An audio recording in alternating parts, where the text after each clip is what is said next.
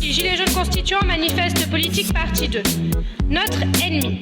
À la question de qui est notre ennemi, nous répondons que notre ennemi premier est l'ensemble des organisations financières et spéculatives, ainsi que leurs ramifications dans les médias, les ONG, les think tanks, les groupes de pression et les lobbies d'influence. Nous constatons que la domination totalitaire de notre ennemi repose sur 4 piliers. Premier pilier, le monopole de la création monétaire aux mains des banques privées. Deuxième pilier, une dette illégitime, irremboursable et en continuelle augmentation. Troisième pilier, le formatage de l'opinion publique par le contrôle oligarchique des médias de masse, des industries du divertissement, des instituts de sondage et de certaines ONG pour promouvoir l'idéologie mondialiste, marchande et libérale.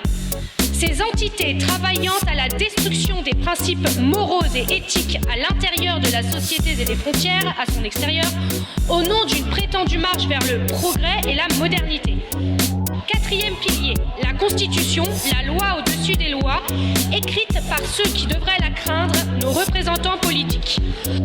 À la question des buts matériels de notre ennemi, nous répondons maximisation des taux de profit et élargissement infini du domaine de la marchandisation. Ce totalitarisme financier et mondialisé est l'ennemi des Gilets jaunes, des Français et de tous les peuples souverains. Il ne s'arrêtera pas de lui-même et il finira par nous plonger tous dans un chaos social et écologique absolu, dans sa course folle au profit, portée par les valeurs du matérialisme, du consumérisme, de l'individualisme et du politiquement correct. Ne pas vouloir reconnaître et dénoncer cet implacable et inhumain ennemi, c'est se faire son allié objectif et son complice dans ses crimes. Au-delà de ces valets serviles et de ces idiots utiles, l'ennemi joue aussi de la lâcheté et de la résignation de chacun de nous. Aussi, pour la défense du bien commun, pour le respect de nos anciens, pour l'avenir de nos enfants et pour la sauvegarde de notre planète, nous devons fédérer toutes les énergies, tous les courages et toutes les volontés pour briser les reins au pire ennemi que notre humanité ait connu. Dans ce conflit titanesque, il n'y aura pas de place pour la modération et la neutralité.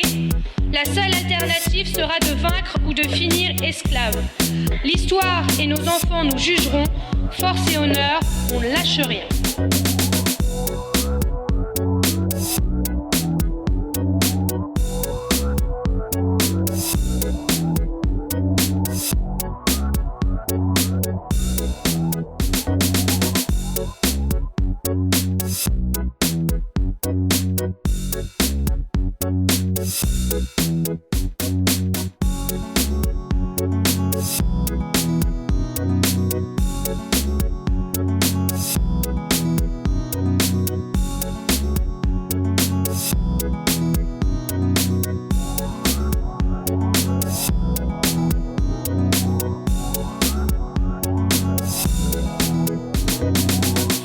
Force et honneur,